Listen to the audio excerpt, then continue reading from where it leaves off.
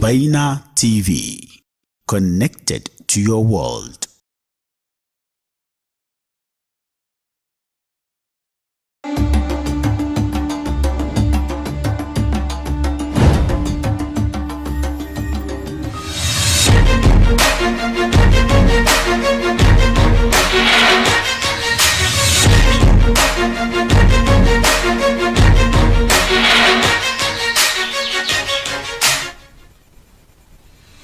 Hello, good afternoon and welcome to Baina Midday News, coming to you live from Benab House, Atomic Junction, Medina. I'm Khadija Tukubra Kayla, and coming up this afternoon, I reject completely the notion that Ghana was founded by Kwame Nkrumah alone, says President Akufo-Addo. Calls for creation of a new region out of Boko area justified. This is also by Mahama. And in some international stories, Somalia police say 37 people died in an attack on a beach hotel. Remember, the news is also live on Facebook and YouTube at Baina TV. Do stay with us for details of the stories.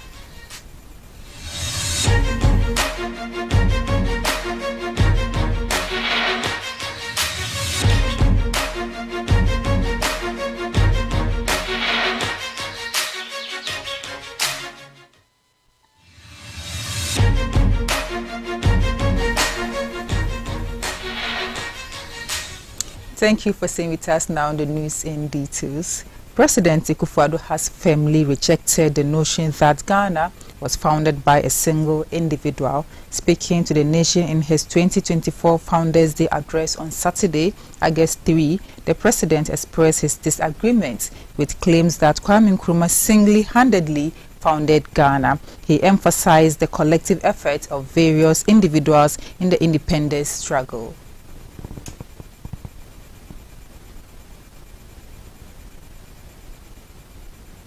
2024. It was designed to further the debate on misleading and deceptive narratives with far-reaching implications for the upcoming elections. A host of top-notch experts, including policymakers, technologists, civil society organizations, security experts, and media professionals, delve into comprehensive strategies to combat the menacing problems associated with information circulation in modern digital ecosystem during heightening period of elections. The summit was held against the backdrop of the explosion of internet connectivity and the proliferation of social media platforms, which serves as conduits for disinformation spreaders, coupled with technological advancements that have provided avenues for disinformating false news, negatively affecting public opinions and judgment. The summit, organized by the Ghana Report, a subsidiary of the ISAR Group,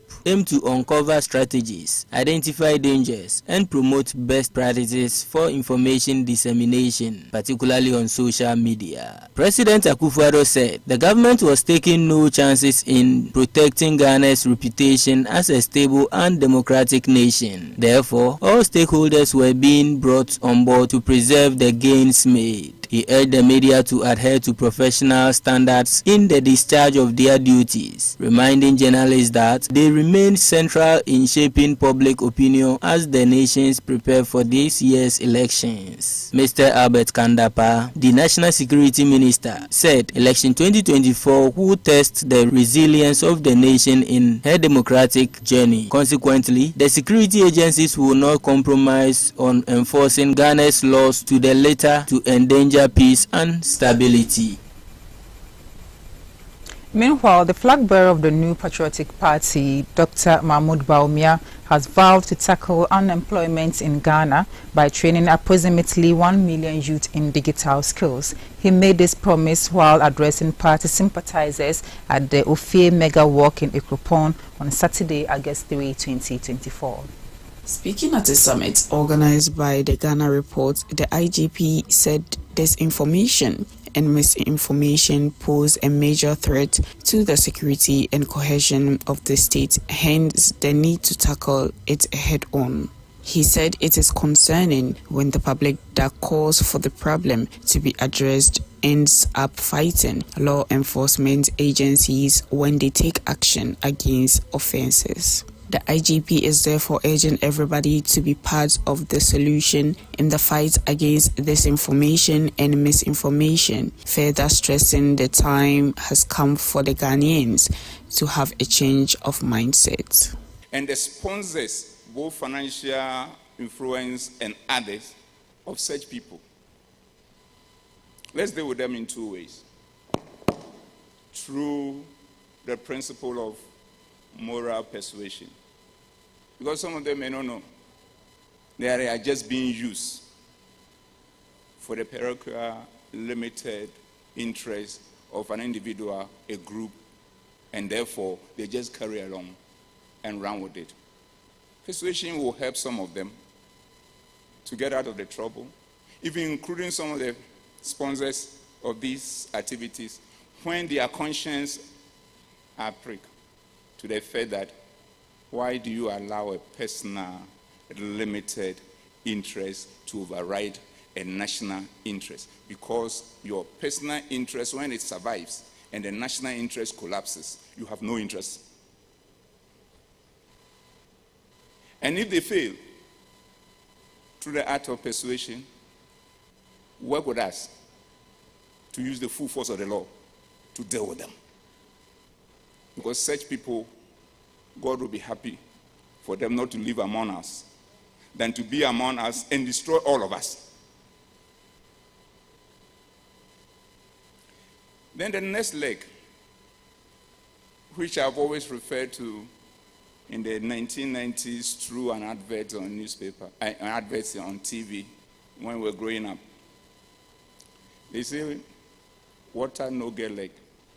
It be PVC pipe, they carry on. The manufacturers of this fake news, when it becomes a product, it has no leg to go to the market. We become the PVC pipes that carry it to the level that it becomes spread and goes viral. So we need to look at ourselves and see that if there is a fake news, disinformation, misinformation, and it is spreading all over the place, we are responsible. So if we are responsible, how do we deal with it?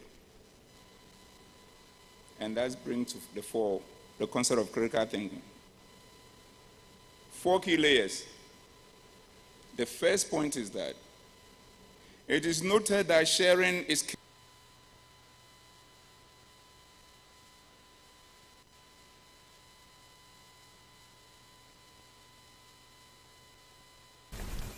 Well, still at the Ofie Mega Walk, the Director General of the National Lotteries Authority and parliamentary candidate of the New Patriotic Party in the Ikuapem North constituency, Sami Awuku, is targeting 70% of votes in the parliamentary elections on December 7. The ambitious target aims to build on the party's 55% win in the 2020 general elections under MP Abna Dukwa. Speaking to party faithfuls after the Ofie Mega Walk in Akuapon, Mr. Awuku expressed confidence in the NPP's strategic planning, which he believes will outmaneuver the National Democratic Congress. He said the NPP is looking to increase their 55% vote in the 2020 elections to 70% vote in 2024 elections. This, according to him, will be achieved through strategic planning, which the NDC would never understand. Awuku also drew inspiration from Dr. Baomia's energy and dedication, urging the youth to prioritize their future and get psychologically prepared and strategically positioned to win the election. He emphasized that the NPP will not be intimidated by the NDC, charging the youth wing to be ready for the challenge ahead. He expressed confidence in the leadership, Salam Mustafa, NPP's national youth organizer, in working together with his team of competent youth machinery to produce victory in 2024. He urged the youth wing of the party to be psychologically prepared and strategically positioned to ensure victory.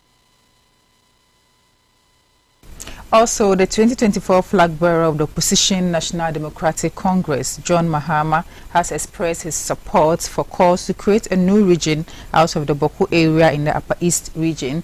During a campaign tour of the Upper East region on Saturday, August 3, Mr. Mahama acknowledged the constitutional challenges that need to be addressed in achieving this, but affirmed that the reasons presented for the creation of the new region are justified.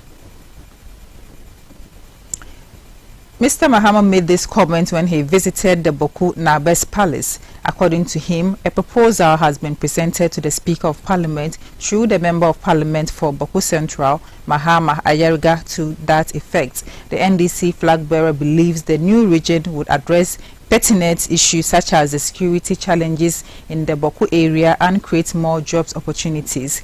He is of the view that the land size and population of the Boku area qualify it for a new region. He explained that the creation of new regions and districts is intended to decentralize governance and improve security.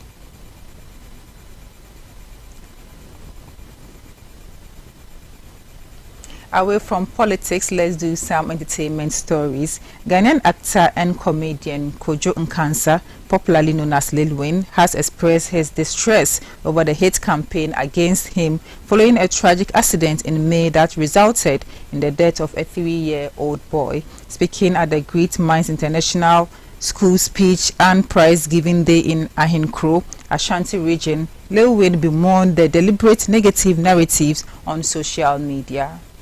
According to the Kumawood actor, he has never wronged anyone and would never intentionally cause an accident that would endanger his own life. This notwithstanding, Lil Wayne said he is committed to his philanthropic efforts to make a positive impact in society.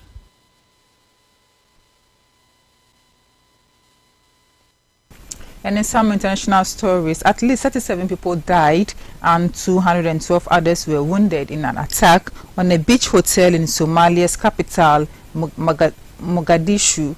Authorities also said that one soldier was killed and another wounded, while the rest of the dead were civilians. Witness reported an explosion followed by gunfire.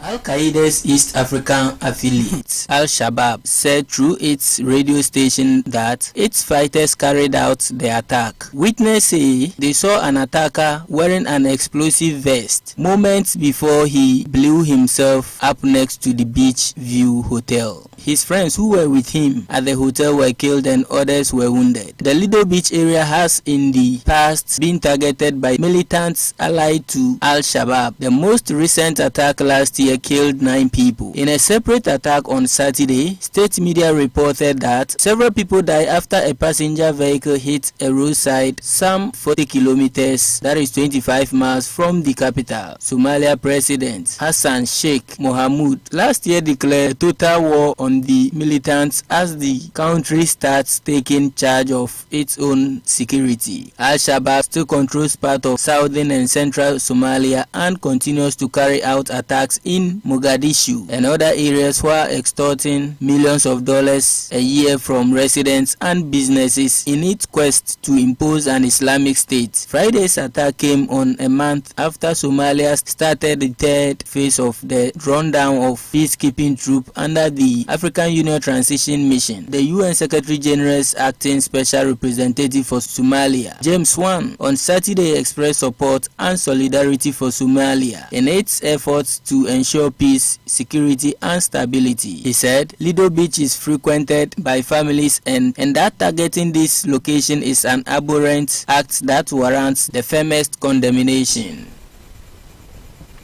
And now in some sports stories, Ghana's Benjamin Azamati and Abdul Rashid Saminu missed out on a place in the final of the men's 100 meters at the ongoing Olympic Games in Paris. The duo clocked 10.17 seconds and 10.05 seconds in their respective semi-final heats on Sunday, which was not enough to secure a place in the final later tonight.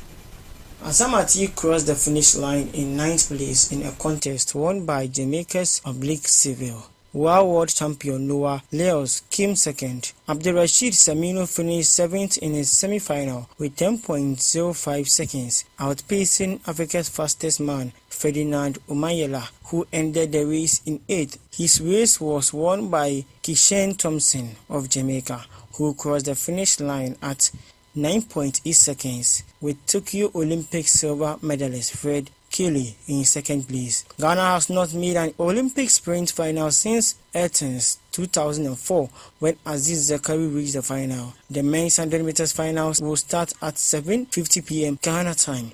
It will feature 3 athletes from the USA: Kenny Bednarik 10.87 seconds, Tokyo Olympic silver medalist Fred Kelly 9.84 seconds, and world champion Noah Lyles 9.81 seconds, Jamaicans Oblique Seville 9.81 seconds, and Kishan Thompson 9.77 seconds, who both won their semi-final heat, will be seeking to prevent an American clean sweep of the podium places. Defending the champion Marcel Jacobs will also compete, aiming to protect his crown, won 4 years ago with Africa's only medalist at the World Championships. Lisel Tebogo among the potential winners. The ever-present Akani Sembini 9.84 seconds of South Africa will be racing in the final as well. And this is how we wrap up on our midday news. For more stories, log on to our website, bainamultimedia.com. I'm Khadija Tukubura Kailan. Have a good afternoon.